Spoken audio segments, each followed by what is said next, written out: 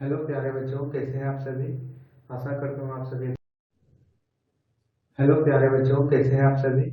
आशा करता हूँ आप सभी अच्छे होंगे, अपनी पढ़ाई को पूरा कर रहे होंगे। प्यारे बच्चों, आज हम लोग कक्षा 10वीं की पाठ्य पुस्तक भूगोल पढ़ना प्रारंभ करेंगे। इसमें जो प्रथम पाठ है संसाधन एवं विकास। संसाधन एवं विकास पाठ को आज हम लोग अच्छे से पढ़ेंगे। इसके एक एक बिंदु को देखेंगे और इससे किस प्रकार के प्रश्न पूछे जाते हैं उन सभी की हम लोग इसमें चर्चा करेंगे। तो जैसा यहाँ पे इस चैप्टर का, इस पाठ का नाम है संसाधन एवं विकास, तो हम लोग जानते हैं संसाधन क्या होते हैं।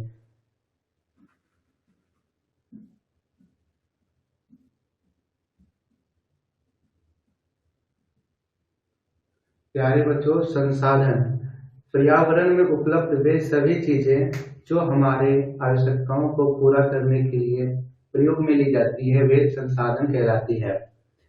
जैसे कि हमने एक उदाहरण लिया, जल। जल जल पीने से, जल को हम लोग अनेक कार्यों में ले सकते हैं। हमें प्यास लगती है तो हम अपनी प्यास बुझाने के लिए जल का प्रयोग करते हैं। जल का प्रयोग बिजली बनाने में भी किया जाता है और जल का प्रयोग हम लोग अपने दैनिक कार्यों में भी करते हैं, जैसे कपड़े धोने, खाना बनाने इत्यादि कामों में भी करते हैं। तो जल जल एक तरह से हमारी आवश्यकताओं को पूर्ति कर रहा है। तो जल एक प्रकार का संसाधन है। इसी प्रकार जो ये बोर्ड है, बोर्ड भी हमारी आवश्यकताओं को, हमारी जरूरतों को पूरी कर रहा है। तो बोर्ड भी एक प्रकार का संसाधन है। आप जिस मोबाइल से पढ़ रहे हो, आपके सामने कॉपी होगा, पेन होगा, तो वो आपकी जरूरतों को पूरा कर रहा है, आवश्यकताओं को पूरा कर रहा है। तो वो भी एक संसाधन है। तो जो भी चीजें हमारी आवश्यकताओं को पूरा करती हो, वे संसाधन कहलाती है। तो संसाधन का ये डिफिनेशन थोड़ा अधूरा टाइप सा है। इसे हम लोग पूरा अच्छी तरह से समझते हैं कि संसाधन वास्तव में किसे कहेंगे। जो हमारी आवश्यकताओं को पूरा कर रही है उसे हम लोग संसाधन कहेंगे, और इसमें और कुछ चीजें हम लोग ऐड करते हैं।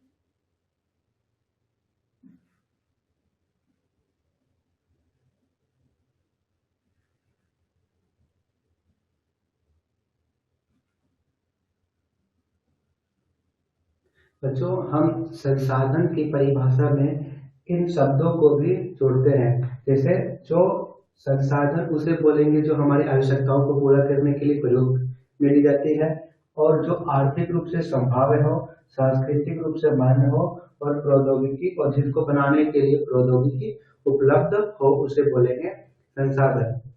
यहाँ पे है प्रौद्योगिकी उपलब्ध है। जैसे कि मैंने एक एग्जांपल लिया कि यहाँ पे एक भूमि है और भूमि के नीचे यहाँ पे कोयला है।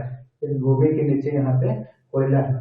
तो ये अभी संसाधन नहीं है। ये संसाधन तब कहलाएगा जब इस कोयले को हम लोग बाहर निकालेंगे। तो इसको निकालने के लिए कुछ तकनीक लगेगी। इसमें यहाँ पे गड्ढा करना होगा, उसके बाद यहाँ पे कुछ मशीनें लगानी होगी। तो ये तकनीक लगानी होगी। तो इसको निकालने के लिए प्रौद्योगिकी उपलब्ध होना चाहिए। सेकेंड है जो आर्थिक रूप से संभव है। आर्थिक रूप से संभव का मतलब ये है कि जिसे हम लोग निकालेंगे और अधिक बेचेंगे तो हमें फायदा होना चाहिए। यही तो है आर्थिक रूप से संभव। यानी अर्थ का मतलब है यहाँ पे आर्थिक, मतलब पैसे से संबंधित। यानी हमें जब उस संसाधन को निकाले और उस संसाधन को यदि हम लोग बेचे तो हमें लाभ होना चाहिए। तो आर्थिक रूप से संभाल का मतलब वो हो गया। और तीसरा है सांस्कृतिक रूप से मान्य हो। सांस्कृतिक रूप से मान्य हो या सार्वजनिक रूप से मान्य हो, जो लोगों द्वारा अपनाया गया हो। मान लीजिए यहाँ पे कोयला है और कोयला को हमें निकालना है और इसके ऊपर यहाँ पे कोई मंदिर बना हुआ है, मंदिर बना हुआ है, तो क्या इस कोयले को हम यहाँ से निकाल सकते हैं? कोयला यहाँ पे कम मात्रा में है लेकिन उसे हम निकालना चाह रहे हैं और उसके ऊपर मंदिर बना हुआ है, तो यहाँ पे विरोध होगा, कई तरह के दबाव पड़ेंगे, तो हो सकता है कि कोयला निकालना की अनुमति ना हो या फिर उस कार्य को बंद करना पड़े। तो सांस्कृतिक रूप से मान लोगों के द्वारा भी अपनाया जाए कि हाँ ये संसाधन हमारे उपलब्ध है। तो संसाधन की परिभाषा यदि आता है पूछने के लिए, संसाधन किसे कहते हैं उसकी परिभाषा दे तो आपको लिखेगा, वे साधन जो हमारी आवश्यकताओं के पूर्ति के लिए प्रयोग में ली जाती है उसे संसाधन कहते हैं, और जिसको बनाने के लिए प्रौद्योगिकी उपलब्ध है, जो आर्थिक रूप से संभाव्य हो और सांस्कृतिक रूप से मान्य हो, उसे संसाधन कहते हैं। अब संसाधनों को कई आधार पर अलग अलग वर्गीकृत किया गया है, उन आधारों की चर्चा हम लोग करते हैं। आधार क्या होता है? यहाँ पे संसाधनों को अलग अलग आधारों पे बांटा गया है। आधार वो होता है जैसे कि आप लोग की कक्षा में कई बच्चे होंगे, बच्चों को किसी एक आधार पर पढ़ना है, जैसे छोटे बच्चे हो तो उसे अलग कर दो, छोटे बच्चों के आधार पर इतने बच्चे हैं, बड़े बच्चे के आधार पर इतने बच्चे हैं, तेज पढ़ने वाले इतने बच्चे हैं, और परीक्षा में कम अंक आने वाले बच्चों के आधार पर इतने बच्चे हैं, तो एक आधार मानकर उस बच्चों को अलग अलग बांट दिया जाता है। इसी प्रकार आधार मानकर भी संसाधनों को कई प्रकार में बांटा गया है। उसमें से जो पहला आधार है वो है उत्पत्ति के आधार पर। उत्पत्ति के आधार पर संसाधनों को दो भागों में बांटा गया है, पहला है जैव और दूसरा है अजैव। जैव संसाधन और अजैव संसाधन। जैव संसाधन उसे बोलेंगे जिसमें जीवन व्याप्त होता है, जो सजीव चीजों से मिलते हैं। जैसे जैव संसाधन में आ जाएगी मनुष्य, मनुष्य एक प्रकार का संसाधन है, मनुष्य आ जाएगा, मत्स्य जीवन आ जाएगा, और फिर पशुधन इत्यादि आ जाएगा। सेकेंड में है अजैव संसाधन। अजैव संसाधन उसे बोलेंगे जिसमें जीवन व्याप्त नहीं होता है, जैसे कि कोयला, पेट्रोलियम, प्राकृतिक गैस इत्यादि, इन सभी को अजैव संसाधन कहेंगे। ये तो हो गया उत्पत्ति के आधार पर। सेकेंड बांटा गया है संसाधनों को समाप्यता के आधार पर।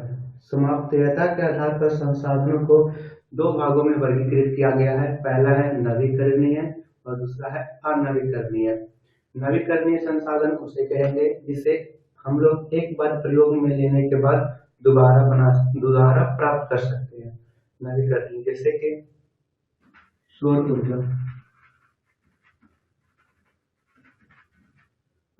सौर ऊर्जा जो है यानी जो सूर्य की किरणों से आने वाली, सूर्य से आने वाली किरणों से हम लोग ऊर्जा बनाए तो उसे बोलेंगे सौर ऊर्जा।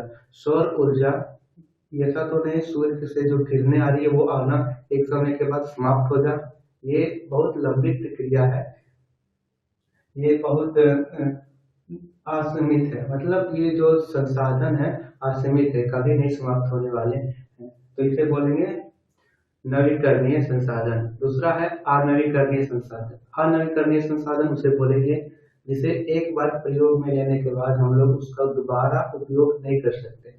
जैसे हमने एक उदाहरण लिया कोयला।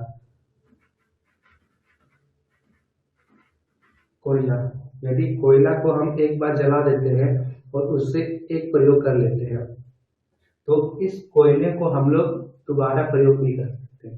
जो कोयला हमने जला दिया, क्या उस कोयले से हम दोबारा फिर से कोयला प्राप्त कर सकते हैं या फिर उसे फिर से कोयले में परिवर्तित कर सकते हैं? नहीं, उसे हम लोग दोबारा परिवर्तित नहीं कर सकते। तो कोयला जो है अनवीकरणीय संसाधन होता है। तो हमने उत्पत्ति के आधार पर संसाधनों को दो भागों में बांटा, जैव संसाधन और अजैव संसाधन। समाप्यता के आधार पर दो भागों में बांटा, नवीकरणीय योग्य और अनवीकरणीय योग। तीसरा है स्वामित्व के आधार पर। स्वामित्व होता है कि हक, एक प्रकार का हक। जैसे एक ये जो है, जो ये मार्कर है वो मेरा है, यानी एक प्रकार का बोल सकते हैं, या संसाधन जो है एक प्रकार का मेरा है, व्यक्तिगत है। तो ये निजी संसाधन हो गया।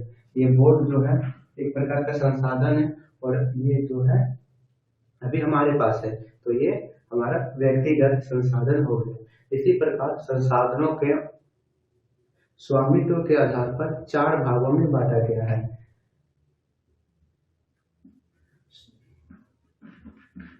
4 भागों में बांटा गया है। पहला होता है व्यक्तिगत संसाधन उसे बोलेंगे जो जिस पर किसी एक व्यक्ति का हक हो। जैसे कि ये मार्कर, ये व्यक्तिगत संसाधन हो गया। बोर्ड व्यक्तिगत संसाधन है। आप जिस मोबाइल से ये वीडियो देख रहे हो, लैपटॉप से, वो व्यक्तिगत संसाधन है।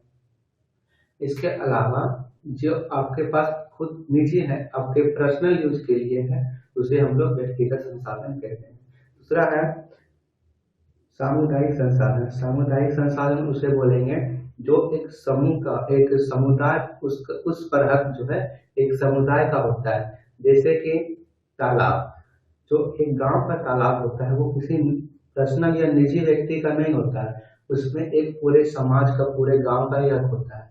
उसमें ऐसा नहीं है कि कोई बच्चा बोलेगा कि नहीं ये मेरे, कोई आदमी बोलेगा कि नहीं ये मेरा तालाब है, ऐसा नहीं हो सकता है। वो जो है सामुदायिक संसाधन होते हैं।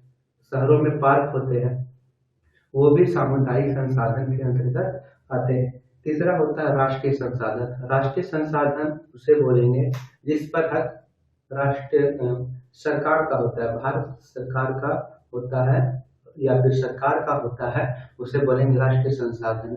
जैसे कि जमीन जो है वो राष्ट्रीय संसाधन है। आप लोग बोलिए जमीन राष्ट्रीय कैसे हुई? जमीन तो अपनी हमारी है, हमारा खेत है, हमारी बाड़ी है, ये सब तो हमारी अपनी संसाधन नहीं। जितने भी भारत में जितने भी भूमि है, भारत की जितनी भी भूमि है वो सारी भारत सरकार के अंतर्गत आती है। यदि आपकी भूमि में अभी कोई खनिज पदार्थ मिल जाते हैं, जैसे कोयला, पेट्रोलियम, तो ऐसा नहीं है कि आप लोग बहुत सोचे कि ये खनिज पदार्थ हमारा है। अभी सरकार फिर उसको तुरंत आप लोगों को वहां से शिफ्ट करके उस तो पूरी जमीन पर अपना कब्जा कर लेगी, अपने अधीन में ले लेगी। कब्जे में कभी सरकार के कब्जे में कभी भी है, अपने अधीन में ले लेगी और आपको दूसरी जगह शिफ्ट कर देगी। तो ये जो सारी जमीन है वो भारत सरकार के अंतर्गत आती है। तो जमीन राष्ट्रीय संसाधन है। इसके अलावा भारतीय रेल का ना तो किसी व्यक्ति का हक होता है, ना किसी समुदाय का हक होता है। यह पूरे इस पे हक होता है सरकार का, और सरकार के अंतर्गत आने वाले संसाधन राष्ट्रीय संसाधन कहलाते हैं। इसके अलावा एक और राष्ट्रीय संसाधन होता है, ये हमारा दक्षिण भारत है, और दक्षिण भारत में यह समुद्र का तट है, समुद्र का तट। और इस समुद्र के तट से यहाँ से लेकर के जो 12 नॉटिकल मील की 12 नॉटिकल मील के अंतर्गत जितने भी प्रकार के संसाधन आते हैं वे राष्ट्रीय संसाधन कहलाते हैं। राष्ट्रीय संसाधन जैसे यहाँ पे पानी में कुछ पेट्रोलियम मिल जाए, या फिर यहाँ इसके अंतर्गत जितने भी उत्पादित होते हैं कुछ संसाधन मिल जाए, तो वो भारत सरकार के अंतर्गत आती है। तीसरा होता है राष्ट्रीय संसाधन, इसे पढ़ लिया। चौथा है अंतरराष्ट्रीय संसाधन। अंतरराष्ट्रीय संसाधन वे होते हैं जो सरकार के अधीन में, किसी देश के अधीन में नहीं आती है। ये इन संसाधनों का हक पूरे देश का होता है। जैसे कि यहाँ पे है, यहाँ से लेकर के जो यहाँ भारत का जो समुद्री तट है, वहां से लेकर के जो 200 नॉटिकल मील होता है, 200 नॉटिकल मील होता है, उस पर भारत सरकार का कब्जा होता है। भारत सरकार के अंतर्गत ये जो आते हैं, ये समुद्री क्षेत्र भारत सरकार के अंतर्गत आती है। लेकिन जो ये 12 नॉटिकल मील और 200 नॉटिकल मील, इन दोनों के अंदर को समझते हैं। 12 नॉटिकल मील वो होता है जिसमें सरकार अपने जहाजों को रख सकती है, अपने जहाजों की अनुमति उन जो स्थलों या पानी के क्षेत्र है वहां पे किसी अन्य देश के जहाजों के जाने के लिए अनुमति लेनी होगी। और जो 200 मीटर है उसमें जो अंतर्राष्ट्रीय जहाज है वो आ तो सकते हैं, लेकिन जो यहाँ पे आने के लिए किसी भी प्रकार की अनुमति की जरूरत नहीं होगी। तो ये तो हो गया 200 मीटर तक, 200 नॉटिकल मील तक भारत सरकार के अंतर्गत। और 200 नॉटिकल मील के बाद जितने भी प्रकार के भूमि का क्षेत्र, भूमि नहीं, समुद्र का क्षेत्र, पानी का क्षेत्र आता है, वो अंतर्राष्ट्रीय संसाधन के अंतर्गत आता है। तो उत्पत्ति के आधार पर हमने संसाधनों को दो भागों में बांटा, जैव और अजैव। समाप्यता के आधार पर हमने संसाधनों को दो भागों में बांटा, नवीकरणीय और अनवीकरणीय। स्वामित्व के आधार पर हमने संसाधनों को 4 भागों में बांटा, व्यक्तिगत, सामुदायिक, राष्ट्रीय और अंतर्राष्ट्रीय। आगे में है विकास के स्तर के आधार पर। विकास यानी कि संसाधनों का किस स्तर तक विकास हुआ है उसके आधार पर संसाधनों को 4 भागों में बांटा गया है। इसमें से पहला है समभावी। समभावी यानी कि उन संसाधनों के उपयोग करने की जो संभावना है, लेकिन कुछ कमी के कारण उन संसाधनों का उपयोग नहीं कर पा रहे। जैसे कि हमारे राजस्थान में सौर ऊर्जा की कोई भी कमी नहीं है, लेकिन वहां पे जो है जो जल की कमी है, तो वहां पे हम लोग उस तकनीक का विकसित करके सौर ऊर्जा से अधिक प्रयोग में ला सकते हैं। तो ये हो गया संभाव्य संसाधन। आगे हो गया विकसित। विकसित वे हैं जिसका प्रयोग हम लोग अभी कर रहे हैं, जैसे कोयला। कोयला पूरी तरह से विकसित है, इसे हम लोग आराम से निकाल रहे हैं और इसका प्रयोग कर रहे हैं। तीसरा है भंडार। कुछ संसाधन ऐसे हैं जो भंडारित हैं और उन संसाधनों का हम लोग प्रयोग भविष्य में, उन संसाधनों को हम लोग भविष्य में प्रयोग करते हैं, उसे बोलेंगे भंडारित संसाधन। चौथा है संचित कोष।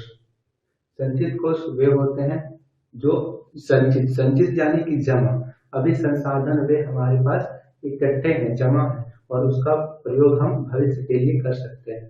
जैसे कि जल एक संसाधन है और जल नदियों द्वारा बाहर चले आया गया है। हम नदी में यहाँ पे बांध बना करके उस बांध में बिजली का उत्पादन कर सकते हैं। तो भारत की जितनी भी नदियां हैं उसमें तो बांध ही बना हुआ है, अलग कुछ है, अलग अलग जो नदियां हैं उसमें तो बांध बना हुआ है नहीं। तो इसमें हम लोग बांध बना करके बिजली का उत्पादन कर सकते हैं। इनसे बांध बनाकर छोटी छोटी हम लोग नहरें कर सकते हैं, उन नहरों से हम लोग सिंचाई कर सकते हैं। तो इस प्रकार ये जो नदियों का है वो है संचित संसाधन, संचित कोष के अंतर्गत आएगी। तो हमने संसाधनों के प्रकार को अच्छे से पढ़ा, हमने संसाधन को अच्छे से देखा। अब जो अगला टॉपिक है वो दिया हुआ है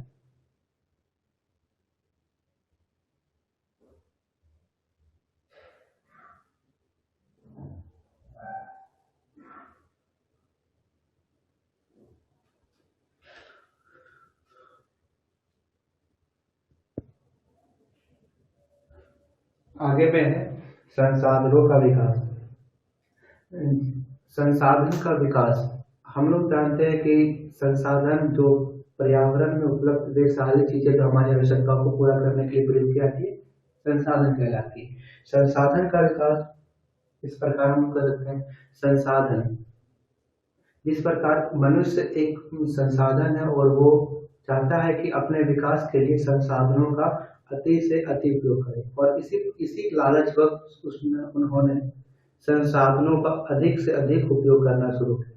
इसे संसाधनों के अधिक दोहन से जो हुआ है वो संसाधनों का ह्रास होने लगा। कुछ व्यक्तियों के लालच में संसाधनों का ह्रास होने लगा और कि जैसे लोगों को ऐसा मानना था कि संसाधन जो है वो प्रकृति के देन है और प्रकृति का देन है, तो इस लालचवश जो मनुष्य था वो संसाधनों का अधिक से अधिक उपयोग किया करता गया। अधिक से अधिक उपयोग करता गया और अधिक से अधिक उसका दोहन करता गया। जैसे उसने सोचा यहाँ पे एक नदी है, नदी बह रही है, ठीक, नदी नहीं, मान लेते हैं एक भूमि है। वो सोचा कि मनुष्य ने सोचा इस भूमि पे हम लोग फैक्ट्री लगाते हैं और फैक्ट्री से कुछ एक उत्पाद बनाएंगे और अपने फायदा कमाएंगे। तो उन्होंने लालच और इस फैक्ट्री में जमीन में कई सारी फैक्ट्रियां लगाई और इन फैक्ट्रियों में कई सारे उत्पाद बनाए और इस फैक्ट्रियों से धुआं निकला जो कार्बन डाइऑक्साइड के रूप में निकला और ये कार्बन डाइऑक्साइड वातावरण में जाकर के ग्रीन हाउस गैस का निर्माण किया और उससे जो क्या हुआ, भूमंडलीय तापन बढ़ गया। भूमंडलीय तापन के बढ़ने से जो है वो क्या हुआ, हिमालय पर्वत में बर्फ का पिघलना प्रारंभ हुआ और बर्फ के पिघलने से जो है वो उससे जो बर्फ के पिघलने से अत्यधिक बर्फ के पिघलने से समुद्र का जलस्तर भी बढ़ने लगा और समुद्र के जलस्तर बढ़ने से जो समुद्र में स्थित जो देश थे, छोटे छोटे देश थे, वो देश भी डूबने लगे। ठीक है, वो देश भी डूबने लगे। तो यहाँ पे देखिए कुछ व्यक्तियों के लालच व संसाधनों का ह्रास हुआ। अब यहाँ पे दिया हुआ है कुछ व्यक्ति, यहाँ पे सभी व्यक्ति नहीं डाले। यहाँ पर मान लीजिए यहाँ पे संसाधन संपन्न, यहाँ पे कुछ संसाधन संपन्न कोई देश था, उसके यहाँ पे एल्युमिनियम निकला और उस एल्युमिनियम को उन्होंने फैक्ट्री में भेजा और उससे एक उत्पाद तैयार किया जिसमें से कई सारी मशीनों का प्रयोग किया गया। उससे कई तरह की गैस निकली और उन गैसों से भूमंडलीय तापन बढ़ गया, भूमंडलीय तापन भी बढ़ गया। तो ये जो देश है वो इसका उपयोग किया, लेकिन यहाँ पे जो समुद्र में टापू बसे हुए थे उन्होंने तो उन संसाधनों का उपयोग भी नहीं किया, बल्कि उल्टे नुकसान में पड़ गए और इनका जो ये टापू था वो डूब गया। तो यहाँ पे कुछ व्यक्तियों के लालच और संसाधनों का ह्रास हुआ। तो यहाँ पे संसाधन निकाला इन्होंने, फायदा कमाया इन्होंने, तो ये संसाधन दो टाइप में बढ़ गया। ये हो गया अमीर वर्ग और ये जो हो गया वो गरीब वर्ग, अमीर और गरीब में बढ़ गया। जिसे संसाधन मिले वो तो अमीर हो गया और जिसे संसाधन ना मिले वो गरीब हो गया। देखिए जिस देश में अत्यधिक संसाधन हो वो देश अमीर में होता है और जिसमें संसाधन की कमी हो वे गरीब में होता है। जिस देश में संसाधन हो वो अमीर हो सकता है, कब हो सकता है, जब उसे उस संसाधन को निकालने की तकनीक भी उपलब्ध हो, तो वो देश अमीर हो सकता है। और जिस देश के पास संसाधन हो और उसके निकालने के लिए तकनीक उपलब्ध न हो तो वे देश संसाधन के रहते हुए भी गरीब हो सकता है। तो इस प्रकार संसाधनों के मानव ने अपने अत्यधिक उपयोग, अपने निजी, अपने लालच व संसाधनों का दोहन करना शुरू किया।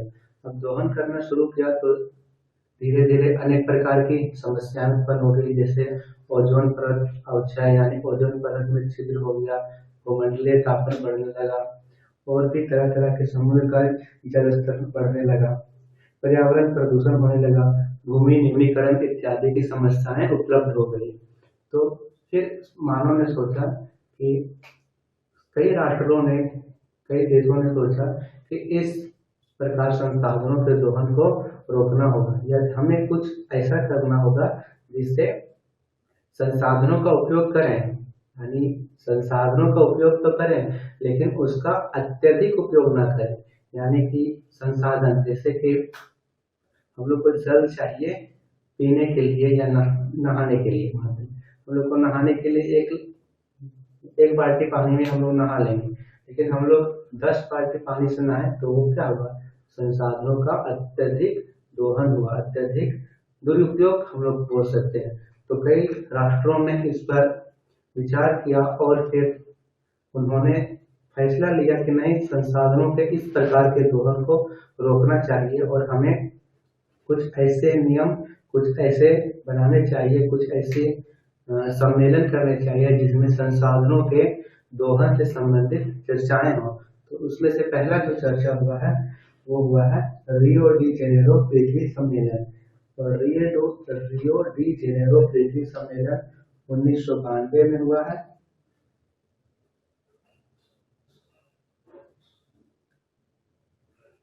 जो रियो डी जेनेरो सम्मेलन 1992 में हुआ है और यह ब्राजील के शहर में हुआ।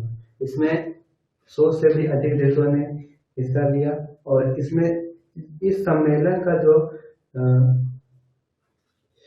सम्मेलन में मुख्य रूप से बातें कहेगी कि हमारे देश में हमारे जो पर्यावरण प्रदूषण है उसको कम करना इत्यादि को कम करना।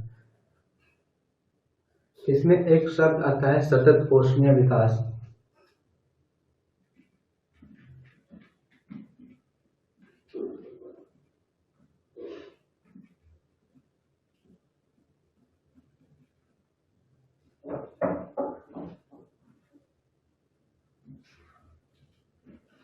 सतत पोषणीय विकास उसे कहा जाता है कि यदि उस सतत पोषणीय विकास की वह प्रक्रिया जिसमें हम संसाधनों का उपयोग तो करें परंतु उन संसाधनों को आने वाली पीढ़ी के लिए भी बचाकर रखें। जैसे कि जल का उपयोग तो हम करें, जल का अपने तो उपयोग करें, लेकिन उस जल का अत्यधिक दोहन ना करें, उसे बर्बाद ना करें, उसे इस प्रकार प्रयोग करें कि वे हमारे आवश्यकताओं को भी पूर्ति कर दे और आने वाली पीढ़ी के लिए भी सुरक्षित रह सके। तो उसे कहेंगे सतत पोषणीय विकास। तो सतत पोषणीय विकास को भी हमने जाना। फिर आगे होता है भूमि का संरक्षण, संसाधनों का संरक्षण से तात्पर्य यह है कि जिस प्रकार हम संसाधनों का अत्यधिक उपयोग कर रहे हैं उस प्रकार ये संसाधन एक समय के बाद समाप्त हो सकते हैं।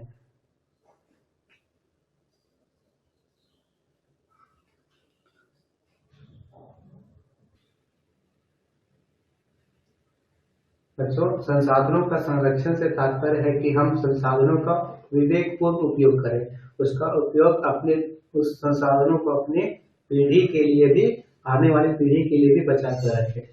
इनमें इस संसाधनों के संरक्षण के संदर्भ में गांधी जी ने एक बात कही थी कि हम किसी के पेट को भर सकते हैं, लेकिन किसी लालची व्यक्ति के पेट को भर सकते हैं, लेकिन उसकी पेटी को नहीं भर सकते हैं। कहने का तात्पर्य यह है कि जिस प्रकार संसाधनों का अत्यधिक उपयोग कर रहे हैं, कुछ लालची व्यक्ति है जो संसाधनों का अत्यधिक उपयोग कर रहे हैं, उसका हम संतुष्ट नहीं कर सकते हैं। आगे है भूमि संसाधन। भू संसाधन या भूमि संसाधन, जैसा हम लोग जानते हैं जो भूमि है वो भी एक संसाधन है।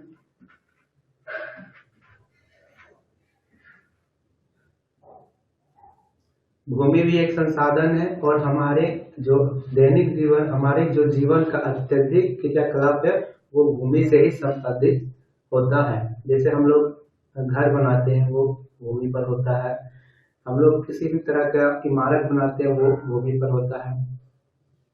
तो भूमि हमारे लिए अत्यधिक और बहुत ही महत्वपूर्ण संसाधन हो जाती है भूमि।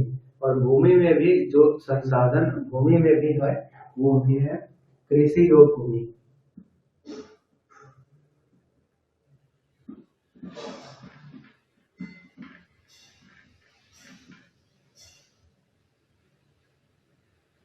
भूमि संसाधन में भी जो कृषि योग्य भूमि संसाधन है उनका इस पाठ में हम विस्तार से चर्चा करेंगे। कृषि योग्य भूमि संसाधन में सबसे पहले आती है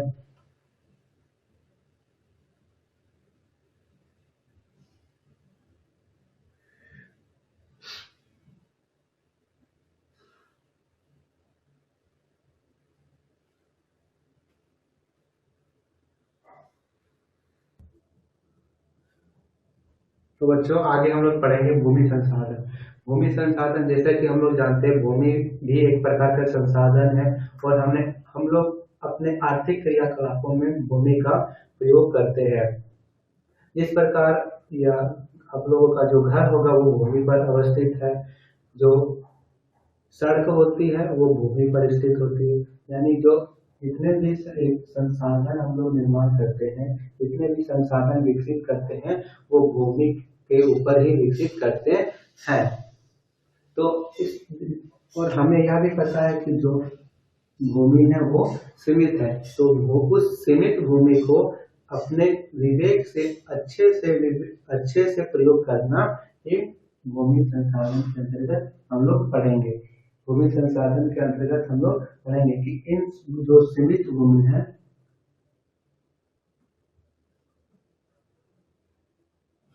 इस सीमित भूमि को हम लोग किस प्रकार विवेकपूर्ण तरीके से प्रयोग में लाएंगे। ठीक है, अब हम लोग जान लेते हैं भारत में कुल कितने प्रकार से, मुख्य रूप से किस प्रकार की भूमि है।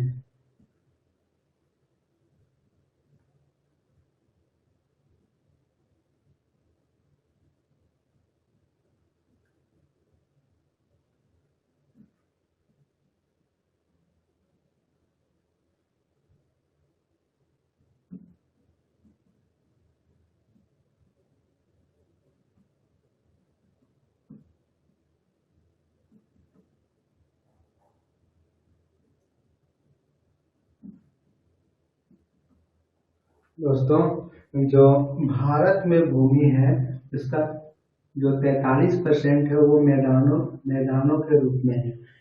जो भारत की भूमि में से जो 43% है वो उस पर जो मैदान है, उन भूमि पर मैदान बने हुए हैं।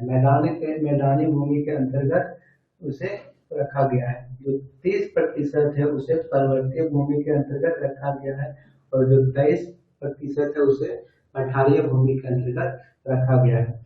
जहाँ पे मैदानी भूमि है उस 43%, 30% पर्वत भूमि और 23% पठारी भूमि को रखा गया है। मैदानी भूमि में हम लोग जो भूमि का प्रयोग है वो कृषि के कार्यों के लिए कर सकते हैं। यहाँ पे हम लोग अच्छे से फसल उगा सकते हैं। इसके अलावा जो पर्वतीय भूमि जो कि 30% क्षेत्रफल पर है, उस पर हम लोग पर्वतीय भूमि से क्या है, पर्वतीय भूमि में ही 12मासी नदियां पाई जाती है। 12मासी नदियां और इन्हीं 12मासी नदियों से हम लोग अपने खेतों की जैसे सिंचाई के साधन में प्रयोग कर सकते हैं। पठारी भूमि 23% है और इन भूमि में खनिज पदार्थ पाए जाते हैं। तो इसमें हम लोगों ने अभी तक संसाधन के बारे में पढ़ा, संसाधनों का वर्गीकरण किया, हमने देखा संसाधनों का वर्गीकरण किया, फिर संसाधनों के संरक्षण के तरीके देखे। हम लोग संरक्षण कर सकते हैं, सतत पोषणीय विकास को जाना, और फिर हमने भूमि संसाधन को भी जाना। आगे आने वाली वीडियो में हम लोग भू उपयोग के आधार पर यानी कृषि के अंतर्गत आने वाली भूमि को पढ़ेंगे और मृदा संसाधन के बारे में पढ़ेंगे, मृदा के प्रकार को भी पढ़ेंगे। तो ये फ्रेंड्स, ये थी हमारी भूगोल की पहली क्लास। वीडियो अच्छी लगी हो तो लाइक भी कीजिएगा, कुछ समझ नहीं आया हो तो उसे कमेंट में कर दीजिएगा, मैं उसका उत्तर देने का प्रयास करूंगा। और हाँ, आप लोग इस चैनल को सब्सक्राइब भी कर लीजिए। इसी चैनल पर आप सभी को अन्य विषयों की भी क्लास प्रोवाइड की जाएगी। तो धन्यवाद।